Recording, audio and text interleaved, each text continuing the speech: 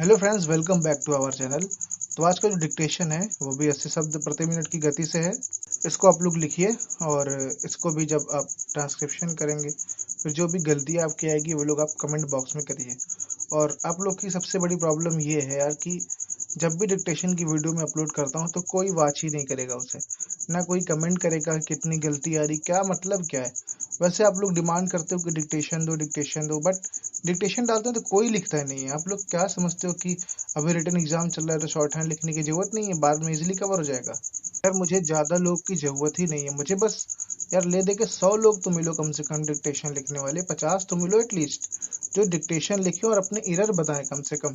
लोग जाने 50 लोग कम से कम हमारे टेलीग्राम के ग्रुप में तो एक्टिव रहो, जिससे आपको कोई आउटलाइन ना समझ में आए तो दूसरा कोई उन 50 में से कोई और तो आपको बताए कि आउटलाइन की प्रॉब्लम क्या है, आपकी नहीं बन रही, तो दूसरा बंदा आपको बताएगा कि वो आउटलाइन कैसे बनेगी। सब लोग अपनी अपनी आउटलाइन शेयर तो करो यार। बहुत सारे लोग नहीं, हम कह रहे हैं एटलीस्ट 50 ही तो आओ, कम से कम डेली रेगुलर डिक्टेशन लिखो।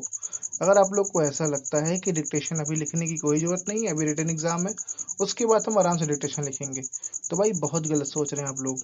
आप लोग ये भूल रहे हैं कि बाकी की जो एग्ज़ाम्स होते हैं, बाकी की जो जॉब्स होती हैं, उन सबसे हट के ये जॉब होती है स्टेनोग्राफर की जॉब जो होती है। इसमें आपको सिर्फ पढ़ाई लिखाई करके जॉब पाने नहीं है। आप स्टेनोग्राफर रहोगे तो आप लाइफ टाइम स्टेनोग्राफर रहोगे, शॉर्ट हैंड आपकी ज़िंदगी का हिस्सा बन जाएगा। आज नहीं, जब तक आप स्टेनोग्राफर की पोस्ट पे रहोगे, जब तक आप जॉब करोगे, तब तक आपको इसको लिखना है। तो आप ये मत सोचो यार कि बस पहले रिटन की तैयारी कर लेते हैं, फिर 6 महीने का टाइम मिलेगा, 3 महीने का टाइम मिलेगा, हम बहुत बढ़िया से उसमें स्कोर कर लेंगे। ऐसा नहीं होगा यार। एक डिक्टेशन लिखने में कितना टाइम लगता है, चलो मानते हैं आपका भी रिटन एग्जाम चल रहा है, बट एक डिक्टेशन लिखने में कितना टाइम लगता है? 5 मिनट का डिक्टेशन होता है। और ज़्यादा से ज़्यादा आप कितना लिखोगे? 25 मिनट में या 20 मिनट में आप लिख लोगे। चलो कोई बहुत स्लो लिखता है तो आप 30-35 मिनट ले लोगे। यार आधे घंटे आपके पास अगर नहीं है, आप स्टेनोग्राफी की तैयारी कर रहे हो, तो क्यों कर रहे हो तैयारी? मुझे पता है सिर्फ कुछ लोग ही हैं जो कि रेगुलर लिख रहे हैं, लेकिन मुझे कुछ लोग को बढ़ा के कम से कम 50 या 100 लोग को करना है, जिससे आपस में सब लोग कनेक्टेड रहो। हमारे टेलीग्राम ग्रुप में, फेसबुक ग्रुप में, हर जगह कनेक्टेड रहो, जिससे जानोगे आप लोग कि एक दूसरे की कमियां क्या है, अपनी कमियों को सुधारने का आपको मौका मिलेगा। इसलिए मैंने टेलीग्राम ग्रुप भी बना रखा है, क्योंकि यार ना यही समय होता है अपनी कमियों को सुधार के अच्छे से डिक्टेशन को लिखने का। क्योंकि जब आपका एक बार स्किल निकल जाएगा, उसके बाद जो समय बचता है ना, फिर उसमें प्रेशर वाली स्टडी होती है और फिर उसमें इंसान गलती करता है। उसमें अगर आपसे कहा जाए कि आप अपनी बारीकियों पे ध्यान दो, फिर वो आपसे नहीं होता। रिटर्न निकलने के बाद इंसान सोचता है डेली 10 मैटर लिखें, 20 मैटर लिखें, इसमें ही रह जाता है, प्रैक्टिस में ही रह जाता है, कमियां नहीं पहचान पाता। तो फिलहाल मेरा काम आप लोग को समझाना है, आप लोग खुद से समझदार हैं। आप लोग को आधे घंटे बगैर डेली डिक्टेशन लिखने के लिए आप लोग नहीं देते ईमानदारी से, तो फिर मुझे नहीं लगता कि आप लोग बहुत सही काम कर रहे हैं स्टेनोग्राफर का, सिर्फ रिटन तैयारी कर रहे हैं। तो बाकी आपकी मर्जी, डिक्टेशन देना मेरा काम है जो कि मैं देता रहूँगा। तो फिलहाल चलिए स्टार्ट करते हैं आज का डिक्टेशन। महोदय, हमारे देश में बहुत से बड़े बड़े कारखाने हैं जिनमें हमारे राष्ट्र का धन और रुपया पैसा लगा है, लेकिन उत्पादन के स्वरूप जो परिणाम हमको आना चाहिए था वह परिणाम नहीं मिला, और उसके विपरीत हमें बराबर हानि ही उठानी पड़ रही है।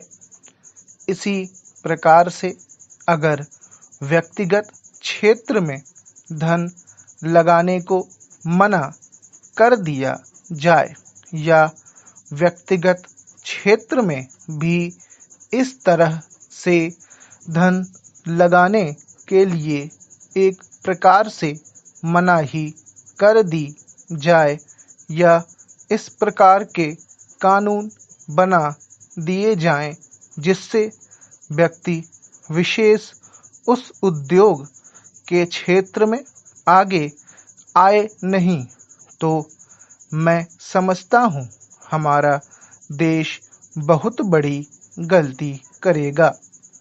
इस बिल के विषय में जब कुछ सोच विचार किया जा रहा था, तब बहुत से दूसरे देशों के कानून इस संबंध में बनाए गए।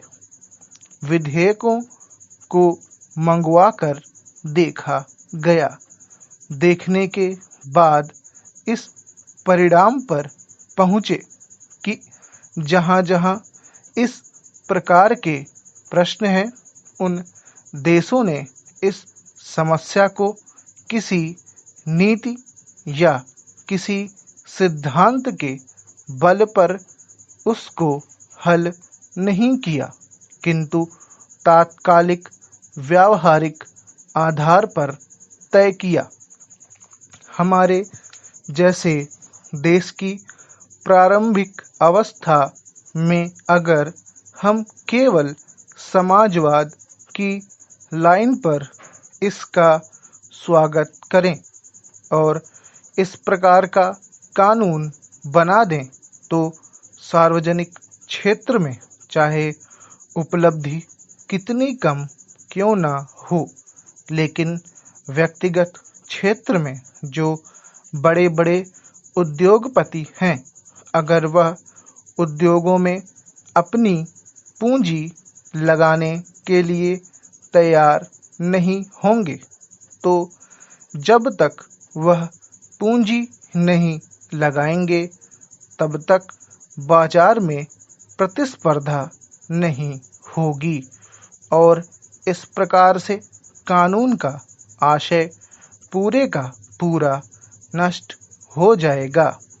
तो इन तीनों के बीच का मध्यम मार्ग अपनाया गया और इस परिणाम पर पहुंचा गया कि इस प्रकार का कानून बनाया जाए कि जिससे दोनों का आशय पूरा हो जाए। नीति और सिद्धांत की रक्षा भी हो जाए, लेकिन नीति और सिद्धांत के होते हुए भी एक व्यक्तिगत दृष्टिकोण अपनाया जाना चाहिए और व्यक्तिगत दृष्टिकोण को अपनाने के लिए अपने देश में अच्छी अवस्था लानी ही चाहिए। ऐसा ना हो कि हम समाजवाद के जोश में जो व्यक्तिगत क्षेत्र में उद्योग हैं, उन पर हावी हो जाएं और उनको चलने ही न दें। इस बिल के विषय में दोनों प्रकार की गवाहियां आईं। इस प्रकार का एक समूह ऐसा आया कि जो चाहते थे कि उनके एकाधिकार के ऊपर किसी प्रकार का बंधन नहीं होना चाहिए और वह बराबर अपने उद्योग को उस सीमा तक ले जाएं कि लाइसेंस उन्हीं लोगों को मिले और दूसरे लोग जो उस क्षेत्र में आते हैं उनको लाइसेंस ना मिले। और इस प्रकार अगर कोई 5,000 लाए की चीज है, उसको कोई 10,000 रुपए में बेचना चाहे, तो जो उपभोक्ता है वह उसको 10,000 में लेने के लिए विवश हो जाए, क्योंकि जब उपभोक्ता को उनके सिवाय और कहीं बाजार में वह वस्तु नहीं मिलेगी, तो वह उसको उस दाम पर खरीदने को विवश हो जाएगा।